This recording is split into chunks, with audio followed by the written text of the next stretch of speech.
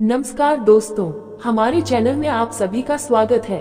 दोस्तों, आज हम संपूर्ण रामायण कथा से संबंधित बालकांड में राम के जन्म और विश्वामित्र का आगमन के बारे में बात सुनेंगे। तो आइए दोस्तों सुनते हैं। कौशल प्रदेश, जिसकी स्थापना वैवस्वत मनु ने की थी, पवित्र सरयू नदी के तट पर स्थित है। सुंदर एवं समृद्ध अयोध्या नगरी इस प्रदेश की राजधानी है। वैवस्वत मनु के वंश में अनेक शूरवीर, पराक्रमी, प्रतिभाशाली तथा यशस्वी राजा हुए, जिनमें से राजा दशरथ भी एक थे। राजा दशरथ वेदों के मर्मज्ञ, धर्मप्राण, दयालु, रणकुशल और प्रजापालक थे। उनके राज्य में प्रजा कष्टरहित, सत्यनिष्ठ एवं ईश्वर भक्त थी। उनके राज्य में किसी का किसी के भी प्रति द्वेष भाव का सर्वथा अभाव था। एक दिन दर्पण में अपने कृष्णवर्ण केशों के मध्य एक श्वेत रंग के केश को देखकर महाराज दशरथ विचार करने लगे कि अब मेरे यौवन के दिनों का अंत निकट है और अब तक मैं निसंतान हूँ। मेरा वंश आगे कैसे बढ़ेगा तथा किसी उत्तराधिकारी के अभाव में राज्य का क्या होगा। इस प्रकार विचार करके उन्होंने पुत्र प्राप्ति हेतु पुत्रेष्ठी यज्ञ करने का संकल्प किया। अपने कुलगुरु वशिष्ठ जी को बुलाकर उन्होंने अपना मंतव्य बताया तथा यज्ञ के लिए उचित विधान बताने की प्रार्थना की। उनके विचारों को उचित तथा युक्तियुक्त जानकर गुरु वशिष्ठ जी बोले, हे राजन, पुत्रेष्ठी यज्ञ करने से अवश्य ही आपकी मनोकामना पूर्ण होगी, ऐसा मेरा विश्वास है। अतः आप शीघ्र अश्वमेध यज्ञ करने तथा इसके लिए एक सुंदर श्यामकर्ण अश्व छोड़ने की व्यवस्था करें।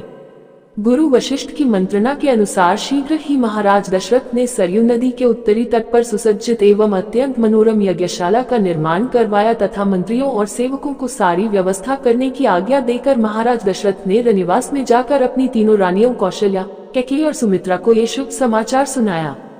महाराज के वचनों को सुनकर सभी रानियां प्रसन्न हो गयीं। दोस्तों, अब सुनते हैं राम के जन्म के बारे में। मंत्री गणों तथा सेवकों ने महाराज की आज्ञानुसार श्यामकर्ण घोड़ा चतुरंगिनी सेना के साथ छुड़वा दिया। महाराज दशरथ ने देश देशांतर के मनस्वी, तपस्वी, विद्वान ऋषि मुनियों तथा वेदविज्ञ प्रकांड पंडितों को यज्ञ संपन्न कराने के लिए बुलावा भेज दिया। निश्चित समय आने पर समस्त अभ्यागतों के साथ महाराज दशरथ अपने गुरु वशिष्ठ जी तथा अपने परम मित्र देश के अधिपति लोकपाल के जामाता ऋग ऋषि को लेकर यज्ञ मंडप में पधारे। इस प्रकार महान यज्ञ का विधिवत शुभारंभ किया गया। संपूर्ण वातावरण वेदों की ऋचाओं के उच्च स्वर में पाठ से गूंजने तथा समिधा की सुगंध से महकने लगा। समस्त पंडितों, ब्राह्मणों, ऋषियों आदि को यथोचित धन धान्य, गौ आदि भेंट करके सादर विदा करने के साथ यज्ञ की समाप्ति हुई। राजा दशरथ ने यज्ञ के प्रसाद चरा को अपने महल में ले जाकर अपनी तीनों रानियों में वितरित कर दिया। प्रसाद ग्रहण करने के परिणाम स्वरूप परमपिता परमात्मा की कृपा से तीनों रानियों ने गर्भ धारण किया। जब चैत्र मास के शुक्ल पक्ष की नवमी तिथि को पुनर्वसु नक्षत्र में सूर्य, मंगल, शनि, बृहस्पति तथा शुक्र अपने अपने उच्च स्थानों में विराजमान थे, कर्क लग्न का उदय होते ही महाराज दशरथ की बड़ी रानी कौशल्या के गर्भ से एक शिशु का जन्म हुआ, जो कि श्यामवर्ण, अत्यंत तेजोमय, परम कांतिवान तथा अद्भुत सौंदर्यशाली था। उस शिशु को देखने वाले ठगे से रह जाते थे। इसके पश्चात शुभ नक्षत्रों और शुभ घड़ी में महारानी कैकेयी के एक तथा तीसरी रानी सुमित्रा के 2 तेजस्वी पुत्रों का जन्म हुआ। संपूर्ण राज्य में आनंद मनाया जाने लगा। महाराज के 4 पुत्रों के जन्म के उल्लास में गंधर्व गान करने लगे और अप्सराएं नृत्य करने लगी। देवता अपने विमानों में बैठकर पुष्प वर्षा करने लगे। महाराज ने उन्मुक्त हस्त से राजद्वार पर आए हुए भाट, चारण तथा आशीर्वाद देने वाले ब्राह्मणों और याचकों को दान दक्षिणा दी। पुरस्कार में प्रजाजनों को धन धान्य तथा दरबारियों को रत्न, आभूषण तथा उपाधियां प्रदान किया गया। 4 पुत्रों का नामकरण संस्कार महर्षि वशिष्ठ के द्वारा कराया गया तथा उनके नाम रामचंद्र, भरत, लक्ष्मण और शत्रुघ्न रखे गए। आयु बढ़ने के साथ ही साथ रामचंद्र गुणों में भी अपने भाइयों से आगे बढ़ने तथा प्रजा में अत्यंत लोकप्रिय होने लगे। उनमें अत्यंत विलक्षण प्रतिभा थी, जिसके परिणाम स्वरूप अल्पकाल में ही वे समस्त विषयों में पारंगत हो गए। उन्हें सभी प्रकार के अस्त्र शस्त्रों को चलाने तथा हाथी, घोड़े एवं सभी प्रकार के वाहनों की सवारी में उन्हें असाधारण निपुणता प्राप्त हो गई। वे निरंतर माता पिता और गुरुजनों की सेवा में लगे रहते थे। उनका अनुसरण शेष 3 भाई भी करते थे। गुरुजनों के प्रति जितनी श्रद्धा भक्ति इन 4 भाइयों में थी, उतना ही उनमें परस्पर प्रेम और सौहार्द भी था। महाराज दशरथ का हृदय अपने 4 पुत्रों को देखकर गर्व और आनंद से भर उठता था। दोस्तों, अब सुनते हैं विश्वामित्र का आगमन कैसे हुआ। अयोध्यापति महाराज दशरथ के दरबार में यथोचित आसन पर गुरु वशिष्ठ, मंत्रीगण और दरबारीगण बैठे थे। अयोध्या नरेश ने गुरु वशिष्ठ से कहा, हे गुरुदेव, जीवन तो क्षणभंगुर है और मैं वृद्धावस्था की ओर अग्रसर होते जा रहा हूँ। राम, भरत, लक्ष्मण और शत्रुघ्न चारों ही राजकुमार अब वयस्क भी हो चुके हैं। मेरी इच्छा है कि इस शरीर को त्यागने के पहले राजकुमारों का विवाह देख लूं। अतः आपसे निवेदन है कि इन राजकुमारों के लिए योग्य कन्याओं की खोज करवाएं। महाराज दशरथ की बात पूरी होते ही द्वारपाल ने ऋषि विश्वामित्र के आगमन की सूचना दी। स्वयं राजा दशरथ ने द्वार तक जाकर विश्वामित्र की अभ्यर्थना की और आदरपूर्वक उन्हें दरबार के अंदर ले आए तथा गुरु वशिष्ठ के पास ही आसन देकर उनका यथोचित सत्कार किया। कुशलक्षेम पूछने के पश्चात राजा दशरथ ने विनम्र वाणी में ऋषि विश्वामित्र से कहा, हे मुनिश्रेष्ठ, आपके दर्शन से मैं कृतार्थ हुआ तथा आपके चरणों की पवित्र धूलि से यह राजदरबार और संपूर्ण अयोध्यापुरी धन्य हो गई। अब कृपा करके आप अपने आने का प्रयोजन बताए। किसी भी प्रकार की आपकी सेवा करके मैं स्वयं को अत्यंत भाग्यशाली समझूंगा। राजा के विनयपूर्ण वचनों को सुनकर मुनि विश्वामित्र बोले, हे राजन, आपने अपने कुल की मर्यादा के अनुरूप ही वचन कहे हैं। इक्ष्वाकु वंश के राजाओं की श्रद्धा भक्ति गो, ब्राह्मण और ऋषि मुनियों के प्रति सदैव ही रही है। मैं आपके पास एक विशेष प्रयोजन से आया हूँ। समझिए कि कुछ मांगने के लिए आया हूँ। यदि आप मुझे वांछित वस्तु देने का वचन दे तो मैं अपनी मांग आपके सामने प्रस्तुत करूं।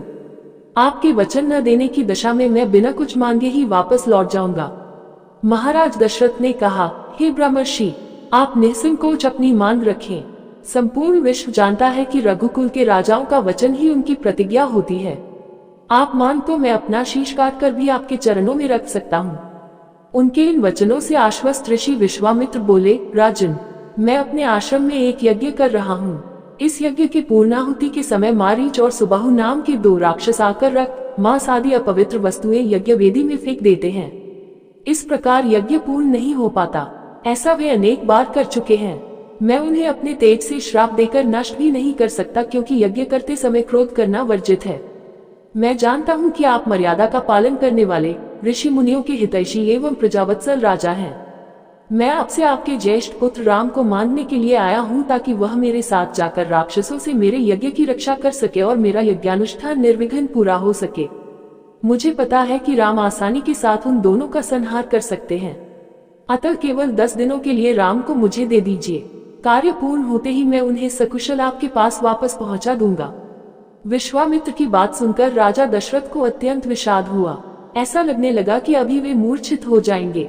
फिर स्वयं को संभाल कर उन्होंने कहा, मुनिव, राम अभी बालक है। राक्षसों का सामना करना उसके लिए संभव नहीं होगा। आपके यज्ञ की रक्षा करने के लिए मैं स्वयं ही जाने को तैयार हूँ। विश्वामित्र बोले, राजन, आप तनिक भी संदेह न करें कि राम उनका सामना नहीं कर सकते। मैंने अपने योग बल से उनकी शक्तियों का अनुमान लगा लिया है। आप निश्चिंत होकर राम को मेरे साथ भेज दीजिए। इस पर राजा दशरथ ने उत्तर दिया, हे मुनिश्रेष्ठ, राम ने अभी तक किसी राक्षस के माया प्रपंचों को नहीं देखा है और उसे इस प्रकार के युद्ध का अनुभव भी नहीं है। जब से उसने जन्म लिया है, मैंने उसे अपनी आंखों के सामने से कभी ओझल भी होने नहीं दिया है। उसके वियोग से मेरे प्राण निकल जावेंगे। आपसे विनय है कि कृपा करके मुझे ससैन्य चलने की आज्ञा दें। पुत्र मोह से ग्रसित होकर राजा दशरथ को अपनी प्रतिज्ञा से विचलित होते देख ऋषि विश्वामित्र आवेश में आ गए। उन्होंने कहा, राजन, मैं नहीं जानता था कि रघुकुल में अब प्रतिज्ञा पालन करने की परंपरा समाप्त हो गई है। यदि जानता होता तो मैं कदापि नहीं आता। लो, मैं अब चला जाता हूँ। बात समाप्त होते होते उनका मुख क्रोध से लाल हो गया। विश्वामित्र को इस प्रकार क्रोध होते देखकर दरबारी एवं मंत्रीगण भयभीत हो गए और किसी प्रकार के अनिष्ट की कल्पना से वे कांप उठे। गुरु वशिष्ठ ने राजा को समझाया, हे राजन, पुत्र के मोह में ग्रसित होकर रघुकुल की मर्यादा, प्रतिज्ञा पालन और सत्यनिष्ठा को कलंकित मत कीजिए। मैं आपको परामर्श देता हूँ कि आप राम के बालक होने की बात को भूलकर एवं निश्चिंत होकर राम को मुनिराज के साथ भेज दीजिए। महामुनि अत्यंत विद्वान, नीति निपुण और अस्त्र शस्त्र के ज्ञाता हैं। मुनिव के साथ जाने से राम का किसी प्रकार से भी अहित नहीं हो सकता, उल्टे वे इनके साथ रहकर शस्त्र और शास्त्र विद्याओं में अत्यधिक निपुण हो जाएंगे तथा उनका कल्याण ही होगा। गुरु वशिष्ठ के वचनों से आश्वस्त होकर राजा दशरथ ने राम को बुला भेजा। राम के साथ साथ लक्ष्मण भी वहां चले आए। राजा दशरथ ने राम को ऋषि विश्वामित्र के साथ जाने की आज्ञा दी। पिता की आज्ञा शिरोधार्य करके राम के मुनिवर के साथ जाने के लिए तैयार हो जाने पर लक्ष्मण ने भी ऋषि विश्वामित्र से साथ चलने के लिए प्रार्थना की और अपने पिता से भी राम के साथ जाने के लिए अनुमति मांगी। अनुमति मिल जाने पर राम और लक्ष्मण सभी गुरुजनों से आशीर्वाद लेकर ऋषि विश्वामित्र के साथ चल पड़े। समस्त अयोध्या वासियों ने देख कि मंद धीर गति से जाते हुए मुनिश्रेष्ठ विश्वामित्र के पीछे पीछे कंधों पर धनुष और तरकस में बाण रखे दोनों भाई राम और लक्ष्मण ऐसे लग रहे थे मानो ब्रह्मा जी के पीछे दोनों अश्विनी कुमार चले जा रहे हों। अद्भुत कांति से युक्त दोनों भाई गोह की त्वचा से बने दस्ताने पहने हुए थे। हाथों में धनुष और कटी में तीक्ष्ण धार वाली कृपाणें शोभायमान हो रही थी। ऐसा प्रतीत होता था मानो स्वयं शौर्य ही शरीर धारण करके चले जा रहे हों। लता विप्पो के मध्य से होते हुए 6 कोस लंबा मार्ग पार करके वे पवित्र सरयू नदी के तट पर पहुंचे। मुनि विश्वामित्र ने स्नेहयुक्त मधुर वाणी में कहा, हे वत्स, अब तुम लोग सरयू के पवित्र जल से आचमन स्नानादि करके अपनी थकान दूर कर लो, फिर मैं तुम्हें प्रशिक्षण दूंगा। सर्वप्रथम मैं तुम्हें बला और अतिबला नामक विद्याएं सिखाऊंगा।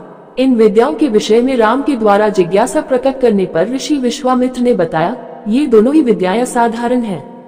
इन विद्याओं में पारंगत व्यक्तियों की गिनती संसार के श्रेष्ठ पुरुषों में होती है। विद्वानों ने इन्हें समस्त विद्याओं की जननी बताया है।